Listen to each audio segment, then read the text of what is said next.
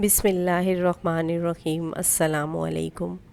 صوفی بزرگ حضرت نظام الدین اولیاء رحمۃ اللہ علیہ اکثر فرمایا کرتے تھے کہ ہم سے تو دھوبی کا بیٹا ہی خوش نصیب نکلا، ہم سے تو اتنا بھی نہ ہو سکا۔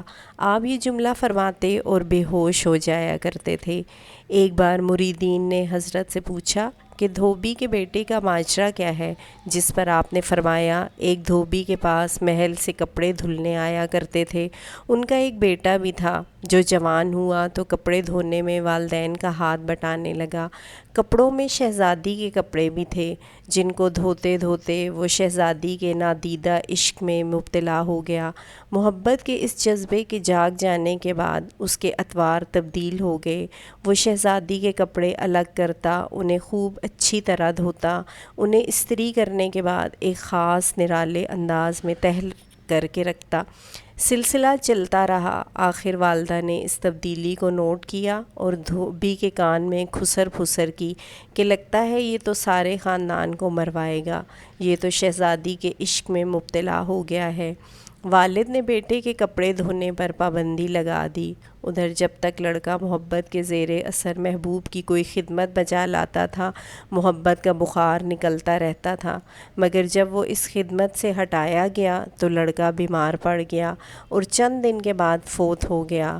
ادھر کپڑوں کی دھلائی اور تہہ بندی کا انداز بدلا تو شہزادی نے دھوبن کو بلا کر پوچھا اور اس سے پوچھا کہ میرے کپڑوں کو کون دھوتا ہے؟ دھوبن نے جواب دیا کہ شہزادی عالیہ میں دھوتی ہوں۔ شہزادی نے کہا پہلے کون دھوتا تھا؟ دھوبن نے کہا میں ہی دھوتی تھی۔ شہزادی نے اسے کہا کہ یہ کپڑا تہہ کرو۔ اب دھوبن سے ویسے تہہ نہیں ہوتا تھا۔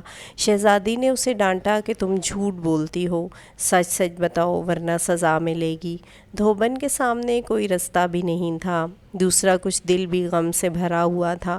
وہ زاروں قطار رونے لگی اور سارا ماجرا شہزادی سے کہہ دیا۔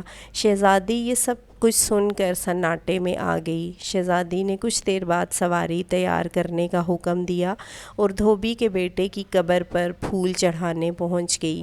بعد میں ساری زندگی شہزادی کا یہ معمول رہا کہ وہ دھوبی کے بیٹے کی برسی پر اس کی قبر پر پھول ضرور چڑھانے آتی تھی۔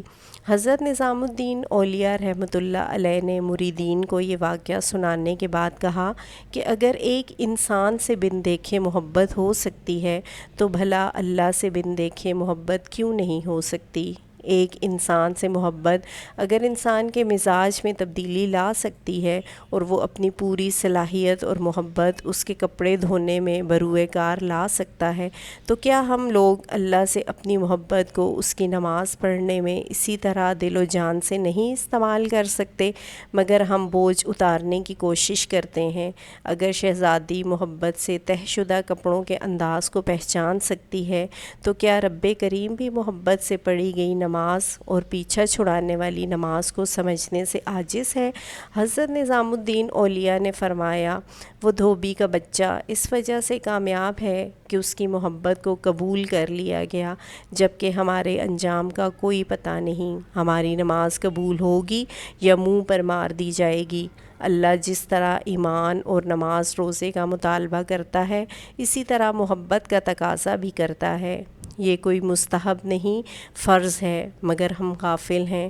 پھر فرماتے اللہ کی قسم اگر یہ نمازیں نہ ہوتیں تو اللہ سے محبت کرنے والوں کے دل اسی طرح پھٹ جاتے جس طرح دھوبی کے بچے کا دل پھٹ گیا تھا۔